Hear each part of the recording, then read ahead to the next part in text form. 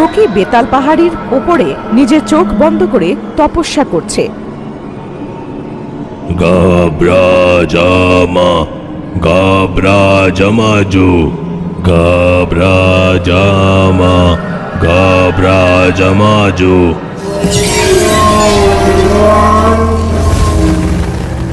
এটা কেমন দৃশ্য? বেতাল মুকুটে আগুন লেগেছে, তার মানে তো বিপদ আসতে চলেছে। নিজের ডানার সাথে ও আকাশে উড়ছে।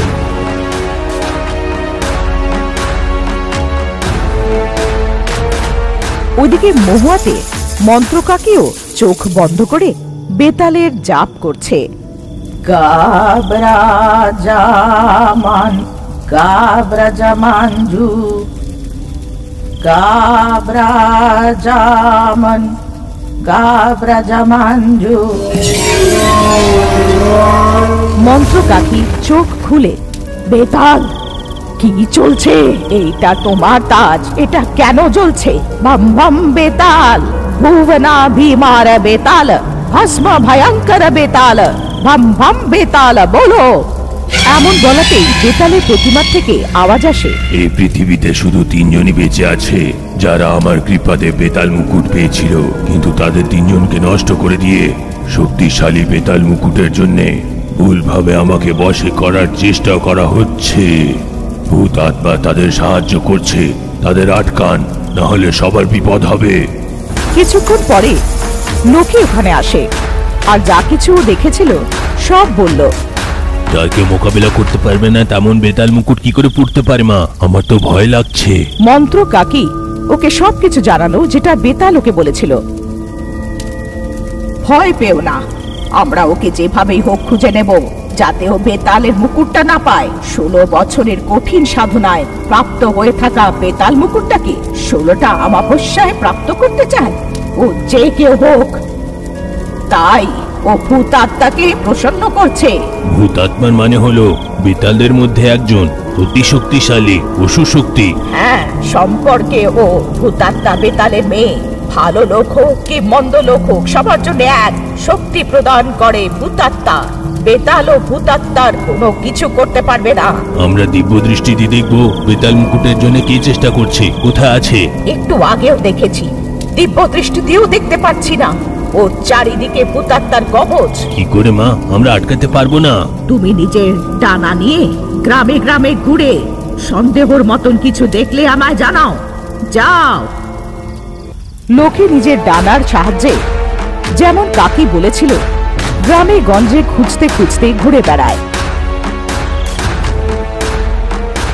কাকি বেতাল আলপনায় বসে জাপ আরম্ভ করে। গাব্রাজামান গাব্রাজামানজু গাব্রাজামান গাব্রাজামানজু। মহুয়ার থেকে অনেক দূরে ভৈরবপুর নামের গ্রামের একদম শেষে কবরস্থানের কাছে একটা ভগ্নস্তূপ বাড়ির কাছে একটা ছোট বাড়িতে থাকা বিল্লা আর ভাগ্যের বিয়ে হওয়ার অনেক বছর পরেও ওদের কোনো সন্তান ছিল না। গ্রামের সব লোকেরা ওই খণ্ডহর বাড়িটাকে ভূতুড়ে ঘর আর ভূত বাংলা বলতো। শ্মশানের কাছে খণ্ডহর বাড়ি, তার পেছনে ঘন জঙ্গল। দিনের বেলায় ভয়ঙ্কর লাগতো সেই জায়গাটা। খণ্ডহর বাড়ির কাছে একটা ছোট বাড়িতে থাকা বিল্লা কিছু কাজ করতো না। কোনো কাজ না করে বাড়িতেই বসে বউ ভাগ্য যে খাবারটা বানাতো সেটা খেয়েই সময় কাটাতো। ভাগ্যেও একদম আলস ছিল, একদম পরিষ্কার পরিচ্ছন্নতা থাকতোই না। রোজ দিন বাড়ির সব নোংরা দেওয়ালে ওপারে ফেলতো, সেটা পাশের ভগ্নস্তূপ বাড়িতে পড়তো। একদিন বিল্লা দুপুরবেলায় কাঁচা আমের সাথে ডাল বানানোর কথা বলে, বিল্লু আম তো নেই, আম নিয়ে এসো, ওই শ্মশানে অনেকগুলো আম আছে। কি আমি শ্মশান থেকে আম আনতে ভয় পাই? বলো তোমার কত লাগবে, নিয়ে আসবো। ওই হাতেই ওইখান থেকে অনেকগুলো তেঁতুলের পাতাও এনো।